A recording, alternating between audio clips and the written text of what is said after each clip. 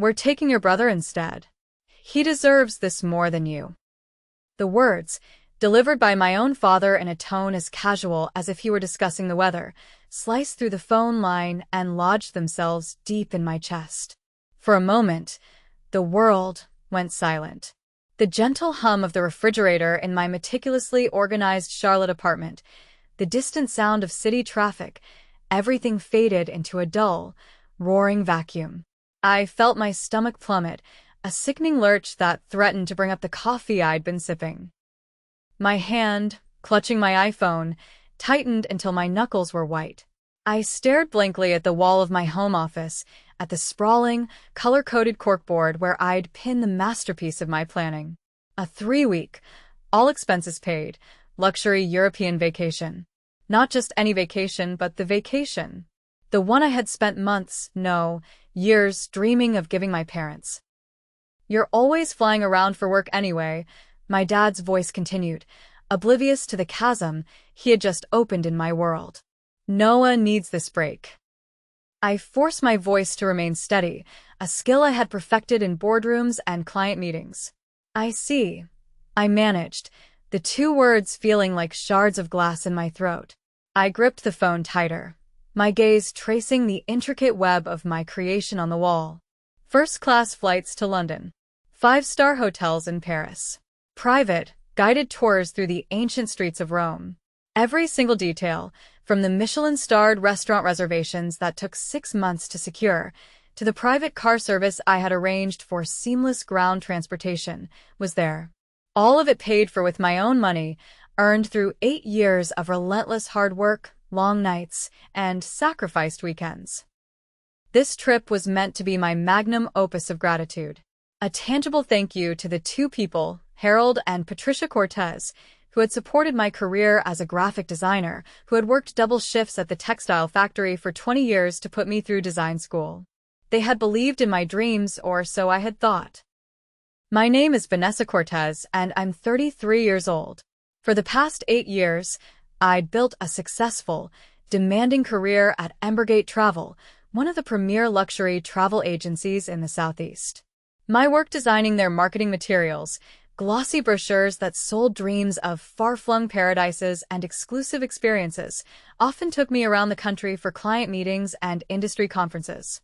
My family had always seen this as glamorous jet-setting, conveniently ignoring the demanding professional commitment it actually was. The irony wasn't lost on me that my expertise in luxury travel had helped me plan what was supposed to be the perfect family vacation, a trip I was now being uninvited from. "That's okay, Dad," I heard myself say, the calmness of my own voice surprising even me. A strange, cold clarity was beginning to settle over the initial shock, pushing the hurt into a corner of my mind. "I hope you both have a wonderful time." My brother, Noah, 31 years old, a college dropout after a single semester, had been living in their basement ever since.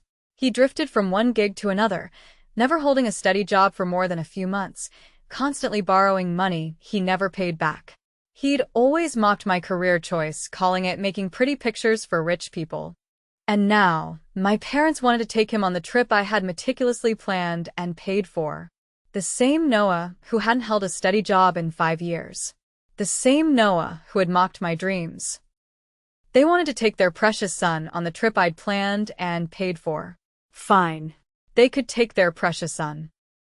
But what they didn't realize, what they couldn't possibly comprehend in their simple, entitled worldview, was that every single reservation, every hotel check-in, every flight, and every exclusive tour booking required one thing they didn't have: my identification. My name was on everything linked to my passport number and my credit card.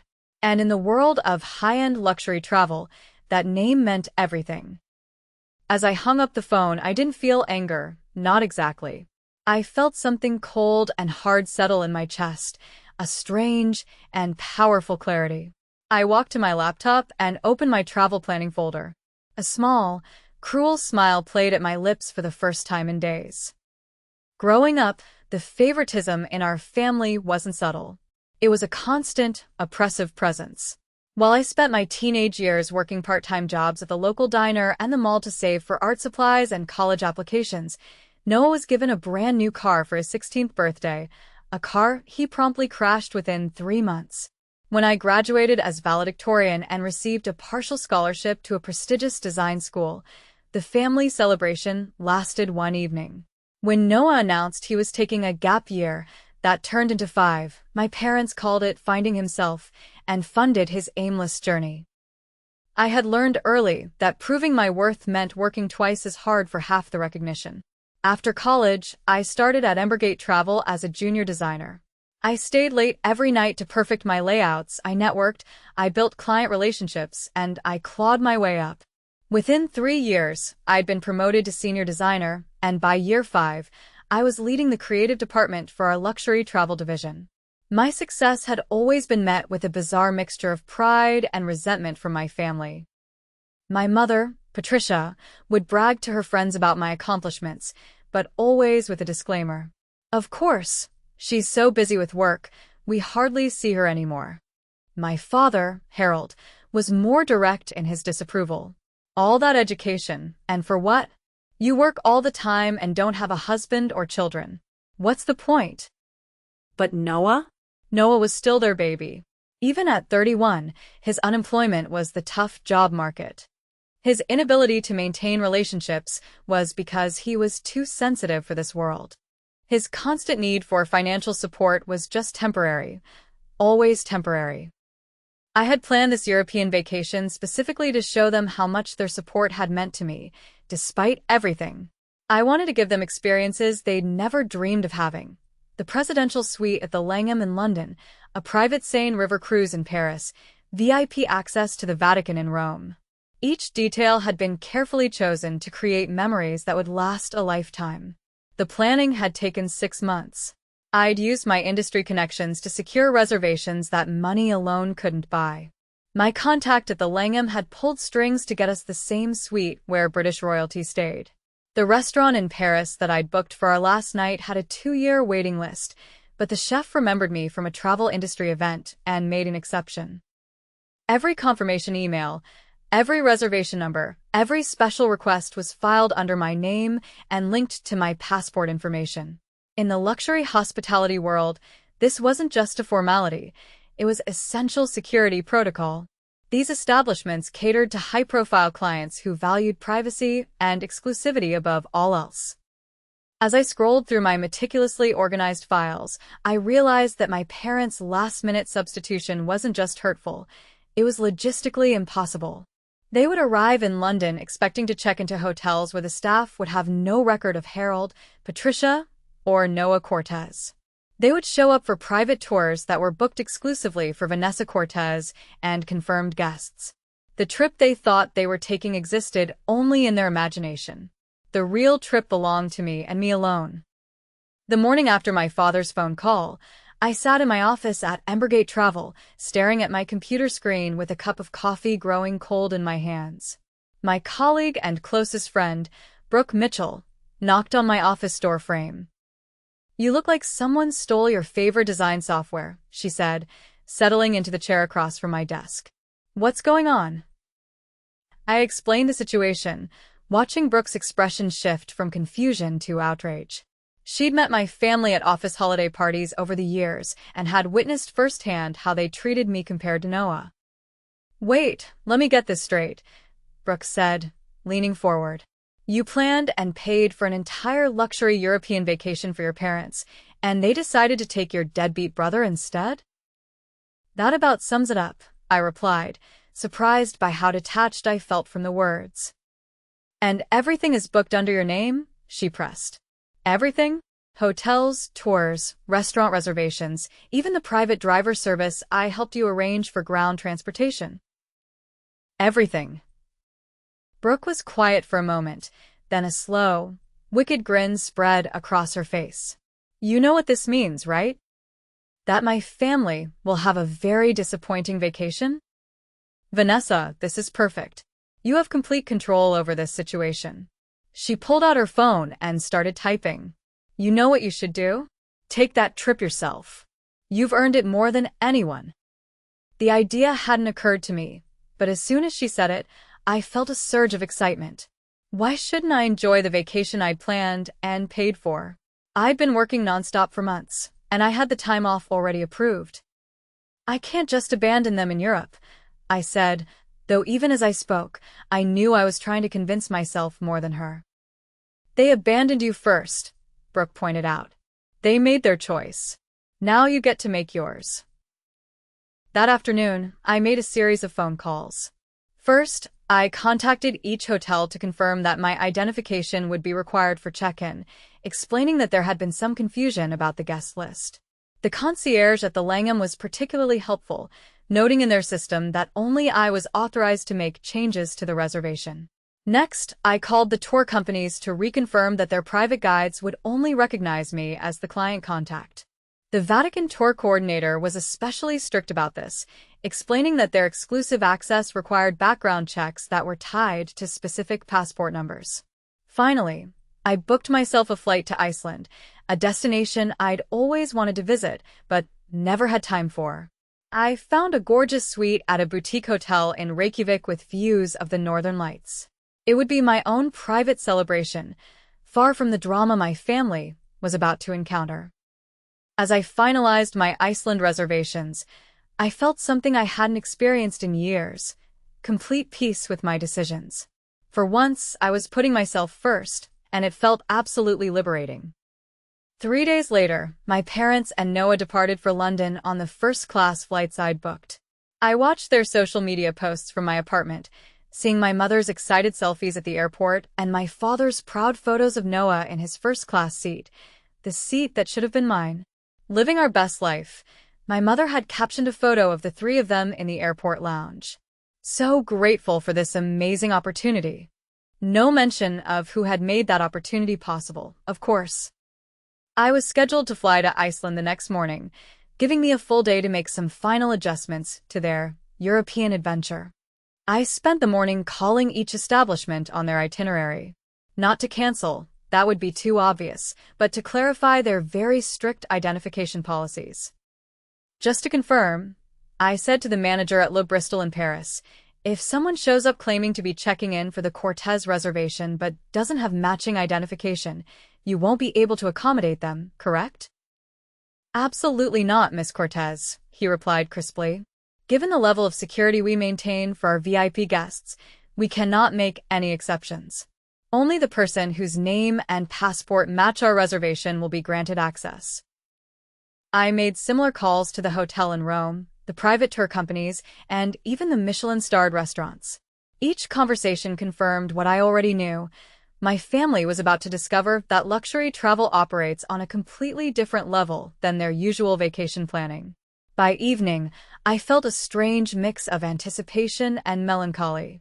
Part of me hoped they would somehow figure it out, call me, apologize, and ask me to join them. But my phone remained silent, except for their continued social media updates from their overnight flight. The next morning, I boarded my own flight to Reykjavik with a lightness I hadn't felt in months. As the plane lifted off from Charlotte, I turned off my phone and allowed myself to truly relax for the first time since this whole situation began. Meanwhile, my family was landing at Heathrow Airport, completely unaware of what awaited them. I learned later what happened from a series of increasingly frantic voicemails they left on my phone, which I didn't check until I was safely ensconced in my Icelandic hotel suite. The first message was from my mother, recorded at 3 p.m. London time. Honey, there's been some sort of mix-up at the hotel. They're saying they don't have a reservation for us, even though we have the confirmation email you sent. Can you call them and sort this out? The second message, an hour later, was from my father. Vanessa, this is ridiculous. We've been to 3 hotels now, and all of them are claiming they only have a reservation for you. Obviously, there's been some computer error. We need you to fix this immediately. By 6 p.m., Noah had left his own message, and for the first time in years, he wasn't speaking to me with his usual condescending tone. Vanessa, look, I know we haven't always gotten along, but we're really stuck here. Can you please help us figure out what's wrong with these reservations? We're tired, we're frustrated, and honestly, we don't know what to do. The messages continued throughout their first day in London. They tried showing up at the Langham with printed confirmations, but the concierge politely explained that without my passport and physical presence, they could not access the reservation. The same thing happened at every backup hotel they tried. By their second day, the tone of the messages had shifted from confusion to panic. They'd spend the night in a budget hotel near the airport that had cost them more than they'd ever spent on accommodation before. Their romantic European adventure was turning into an expensive nightmare. "Vanessa, we don't understand what's happening." My mother's voice was tearful on message number 12. "We just need you to call us back, please. We're your parents." But I was busy enjoying the most peaceful vacation of my adult life, watching the northern lights dance across the Icelandic sky from my private hot tub, finally understanding what it meant to put myself first. By day 3 of their European adventure, my family's social media posts had taken on a decidedly different tone. Gone were the excited selfies and grateful captions. Instead, there were frustrated posts about travel company incompetence and vacation disasters. I was exploring the stunning Gullfoss waterfall when I finally checked my phone and found 27 missed calls and 41 text messages. The progression of their messages told a story of increasing desperation. Day 1 in London. Small hiccup with hotel reservations, but we're figuring it out. Day 2 in Paris. Having trouble with our accommodations again.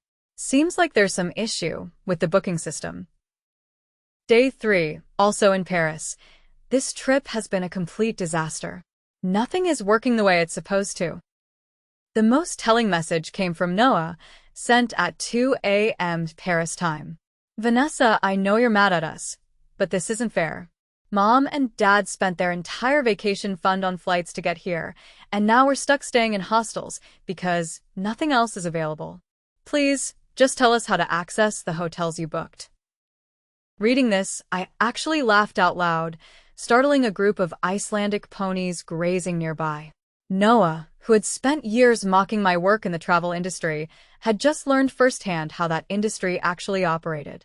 Connections and relationships mattered. Reputation and trust were everything. You couldn't simply show up and expect to receive services that had been carefully arranged for someone else. By day 4, their messages had become increasingly accusatory. My father's text at 3 a.m. was particularly harsh.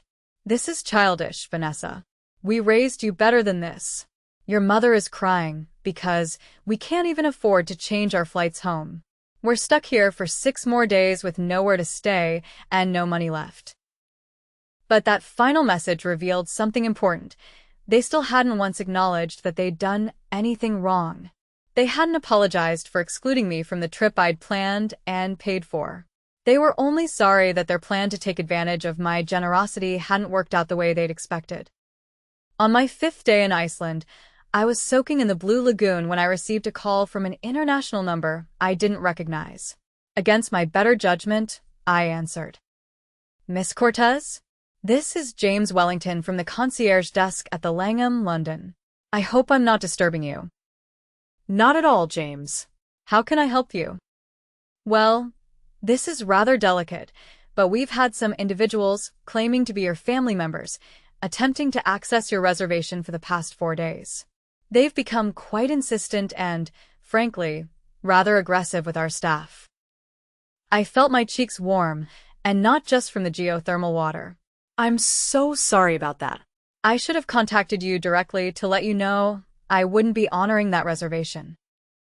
"No need to apologize, Miss Cortez. We're quite accustomed to handling these situations.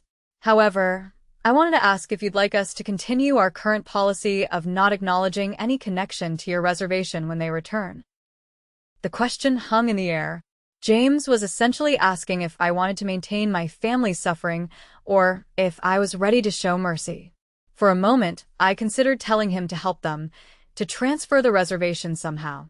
But then I remembered. Not just the phone call that had started this, but years of similar treatment. Every family dinner where Noah's failures were excused while my successes were minimized.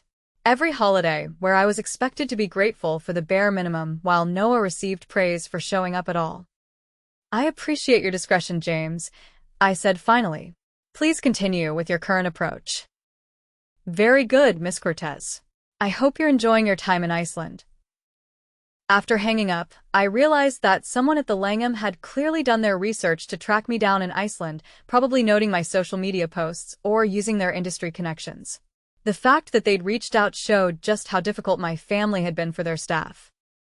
That evening, I received a different type of message. My mother had somehow gotten hold of my work email and sent me a long, rambling note that started with anger but descended into something close to pleading. Vanessa, I don't know what's gotten into you, but this needs to stop. Your father and I have spent our entire retirement savings on this trip, and Noah took unpaid time off from his new job to come with us. We're staying in horrible places and eating terrible food because we can't afford anything decent. I know we should have talked to you before making the change, but we thought you'd understand. Noah has been so depressed lately, and we thought this might help him get back on his feet. Please, just tell us how to access one hotel reservation. Just one night in a decent place. That's all we're asking. Reading this message, I finally understood what had really happened. This wasn't just about favoritism or last-minute changes. My parents had genuinely believed that they could take my vacation and give it to Noah as some sort of therapy for his chronic underachievement. They'd seen my carefully planned European adventure not as a gift I was giving them, but as a resource they could redistribute to their more needy child. The realization was both clarifying and infuriating. They hadn't just excluded me from the trip, they'd tried to turn my success into Noah's rehabilitation program without my consent. I closed the email without responding and booked myself another night at my Icelandic retreat. They could figure out their own solutions. On my final day in Iceland, I made a decision that surprised even me. Instead of continuing to ignore my family's increasingly desperate messages, I called my father directly. Vanessa, his voice was hoarse with exhaustion. Thank God. We've been trying to reach you for a week. I know, Dad. I've been getting your messages. Then why haven't you called us back? We're stranded here. We can't afford to stay anywhere decent, and Noah is talking about borrowing money just to eat. I looked out at the Reykjavik harbor from my hotel suite, watching fishing boats bring in their morning catch. Dad, I need you to explain something to me. When you called to uninvite me from this trip, did you think about how the reservations actually worked? There was a long pause. What do you mean?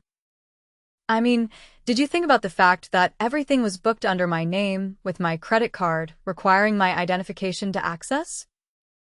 Another pause, longer this time. We thought you could just call and change the names or something. At 5-star hotels? At Michelin-starred restaurants with year-long waiting lists? At private tour companies that do background checks on their clients? I kept my voice calm, almost conversational. Dad, you work in manufacturing. Would you let someone walk into your factory and take over a custom order just because they claim to be related to the person who placed it? That's different. No, it's not. It's exactly the same. The vacation you thought you were taking never existed. You can't just transfer luxury travel reservations like a dinner reservation at Applebee's. I could hear him breathing heavily. So, what are we supposed to do? You're supposed to figure it out the same way any other tourists would. Book your own hotels. Make your own restaurant reservations. Plan your own activities. With what money? We spent everything on the flights. The same way I would have had to if you'd called me a month ago instead of 3 days before departure to tell me I wasn't invited to my own vacation. For the first time in the conversation, my father was silent. Vanessa, please. My father's voice cracked. Your mother hasn't stopped crying since yesterday. Noah is talking about just going home early and losing the money on the return flights. We know we made a mistake. Those were the words I'd been waiting to hear for 7 days. But when they finally came, they felt hollow. What mistake did you make, Dad? We should have talked to you first before making the change. That's not the mistake you made. Silence. The mistake you made was assuming that my life, my work, my planning, and my money were resources that you could redistribute to Noah whenever you felt he needed them more than I did. The mistake you made was telling me that he deserved this more than I did, as if I hadn't earned every dollar I spent on this trip. I could hear my mother crying in the background now. Now, you want to know the really sad part, Dad? If you had called me and explained that Noah was struggling, if you had asked me to help plan a separate trip for him, I probably would have done it.